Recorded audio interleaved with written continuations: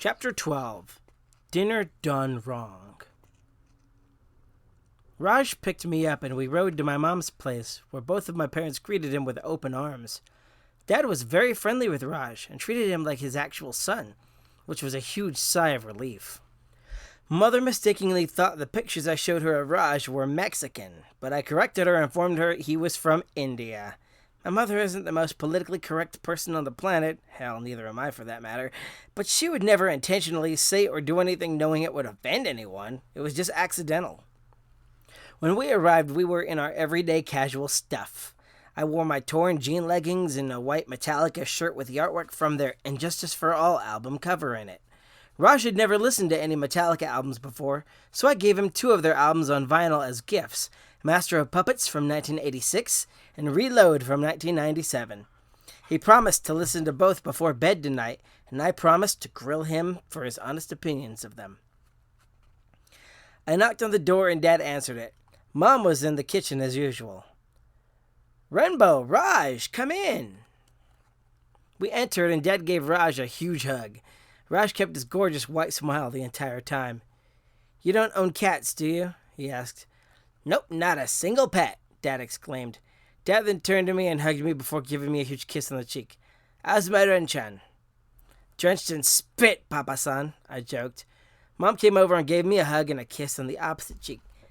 "Hello, Mother." "My baby girl is here. Rajesh, I hope you brought your appetite." We were served a 3-cheese pizza with green peppers, sun-dried Roma tomatoes, provolone, mozzarella, and parmesan. There were bowls with jalapenos and black olives, and packets of crushed peppers and parmesan were present in case we wanted them.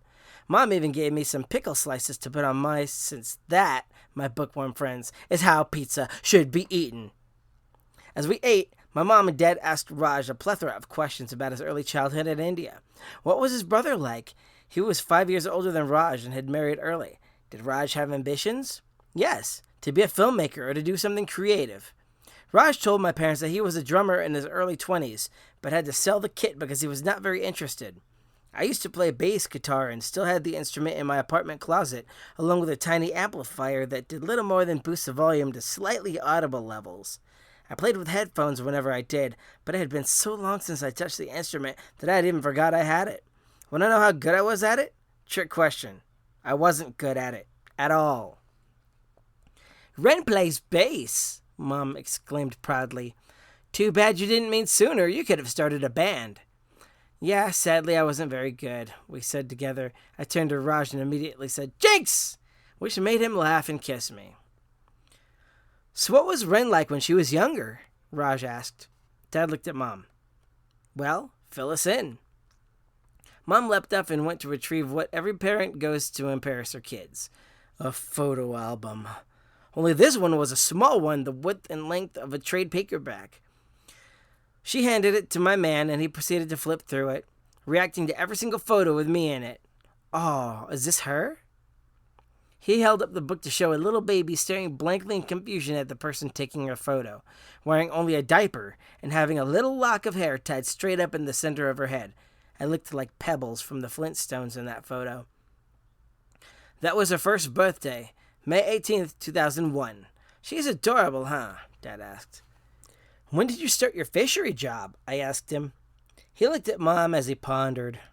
"Oh, it had to be around a decade and a half ago, about. So you were about 6 or 7.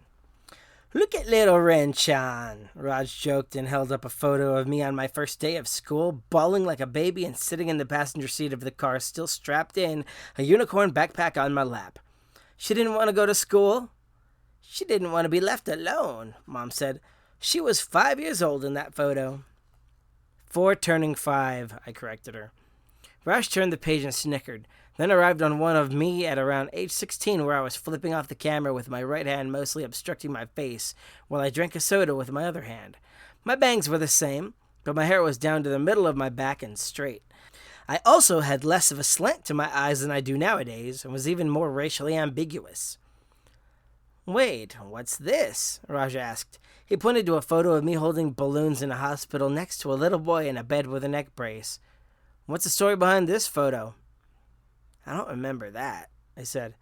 Can I think about it? I don't remember a lot of my childhood. Mom, who's that kid? Someone you went to school with, I suppose? She said. Dad looked her way and seemed to shush her. I raised an eyebrow. Mom, tell me what happened when I was little. Did something bad happen to me? Well, not to you per se, Mom stated. Dad sharply hissed at her, making her hush. He then began collecting everyone's plates. Let's have the dessert, huh? I've got I don't want dessert, I screamed at Dad, who dropped the dishes. I got anxious and began to panic. I turned around and grabbed a vase from my mom's ornamental shelf and threatened to throw it. Start talking, or this vase is going to be powder. All right, stop, Mom begged. You were in therapy to forget. It was traumatic. What was traumatic? I asked as Raj helped me set the vase down. It was a blue and white floral print vase, likely worth hundreds today. Dad sat down. Ren-chan, he said, you had a bully, and you handled that bully in a bad way. The family sued us for medical expenses, so I needed a high-paying job fast, and that was why I worked where I did. So you disappeared for years and became a millionaire all because of me? I asked. Raj slowly began to slink out of the room. I'll just be leaving. Sit down, I demanded while locking eyes with my father. I pointed to Raj as I said this, without even glancing his way or blinking. Dad? Mom? How badly was this kid hurt? What happened? We don't know the details, Renbo, Dad said. You broke the kid and his mom sued us. You were traumatized, so we consulted a professional to help you, and he made you forget. I don't remember a therapist, I said. You're lying. It's true, Mom countered. Dr. Hess, look it up. Hess, I said and whipped out my phone. Full name? I forgot, Dad muttered. But he was a psychiatrist. So now it's a psychiatrist? I demanded. No wonder I have crippling anxiety and I'm bipolar. I nearly murdered someone and had to go to a doctor to forget. Sorry you weren't supposed to remember, Dad said. We were afraid it would unlock some sort of guilt episode that would change you. You were catatonic for months. Holy crap, I gasped. That's why I skipped through kindergarten. I was hardly in it. It's no big deal, Ren, Mom assured me. I'm sure it was a big deal to that kid. Hope he's okay. The term almost killed a kid was a fairly big deal to all concerned. I gotta talk to that doctor. I gotta know exactly how this transpired. Maybe it would explain everything that's wrong with me. Dad sighed. Ren, the past is the past. I scoffed. How can I live my life knowing I almost ruined someone else's? Raj and I left shortly after, and he opened the car door for me. I had fun, he said as I got in his car. My body language indicated that I had been hit with quite a doozy. Ren, want to spend the night at my house? Can I please? I begged. I need you tonight. I know, he said calmly, and I'm here for you. That entire night, I couldn't sleep a wink and laid with my head on Raj's chest. I stared into the darkness and watched the shadows around me shift as the moon moved through the obsidian sky, reflecting the sun's light into the room through the lone window at the foot of the bed. I felt his heartbeat and counted each one silently as his chest rose and lowered with each breath. Nothing I did helped. I imagined that boy in his hospital bed saying the exact same thing, night after night. How scared was he in that hospital? What was going through his 5-year-old brain while he lay there against his will, unable to sleep? Before I knew it, the sun came up. I had done lots of thinking, as anyone who can't sleep does, and decided that I needed to find out what happened and see if I was deserving of this guilt and mental anguish, and what could be done to make things right. As soon as Raj took me home, I went on a search for that psychiatrist, Dr. Hess. There was only one, and she was the daughter of the man I was looking for. He had passed away 5 years prior of a massive heart attack. She herself had no clue of my case or where to find the files, and so my mission ended. Or it would have, had I not found my kindergarten teacher, Miss Honey. She was now known as Mrs. Appleby. Cute, huh? Still sweet related. And was married. She still taught kindergarten and was in her 30s. I went to Red Rock Elementary after hours and asked to speak with her at the office. I was asked to wait for a while until school ended, and once I did, was finally allowed to go and meet her in her classroom. I ran up to where she was locking up her room. Excuse me, I called out to her. my sneakers squeaking on the polished tile floor. "Miss Honey?" "Oh, that was my maiden name," she chuckled. "I'm Mrs. Appleby now." I giggled and squinted. "That's the most adorable thing ever." "You probably don't remember me, but I was a student of yours back in—" "Sorry, I don't mean to dismiss you," she interrupted politely. "It's just that I made plans with my husband, and today's my birthday." "Oh, well, I said and struggled to find words. "Anyway, my name is Laura Bowman. You used to call me—" "Renbo!" she gasped and froze. "Dear Lord, you have grown up so much. Still cute as a button. You been doing okay?" I gasped in surprise. No. Listen, I hate to hold you up. I just need to ask you one question. Can we do this tomorrow, maybe? Or tell you what, give me your phone number, I'll contact you." I nodded slowly and locked up. I wanted so badly to scream at her. I wanted to grab and shake her. I wanted to cry and beg on my knees for her to please do this one thing for me. This one thing. Tears flooded my eyes and I lowered my head. "Please, help me," I sobbed, trying my best to smile through the oncoming mental break as I wept and doing whatever it took to keep my composure. "Oh, no, don't cry, dear," she said, sweetly approaching me. "Please, I'm sorry. Let me come into the classroom. Let me call my husband." "Thank you," I sobbed and briskly entered as she unlocked her room and made the phone call outside. As she talked to him about her former student, I walked around the room and looked at all the little decorations on the walls. Little colors and shapes, cartoon animals with words in English and Spanish, and a desk neatly kept in the corner. There were no desks, only a stack of chairs and another stack of mats. Cubby holes were against one of the walls, and students could put their belongings there. There was residue from decades of tape being used to label the cubby holes, with student names and cabinet full of toys in the same spot I remember it being. The entire room smelled like crayons, and it brought back the best memories. I jolted as the door closed, and Mrs. Appleby entered. "I told him I'd call him once I helped you," she said. She was a tall blonde woman with curves and looked as good as she did over a decade ago.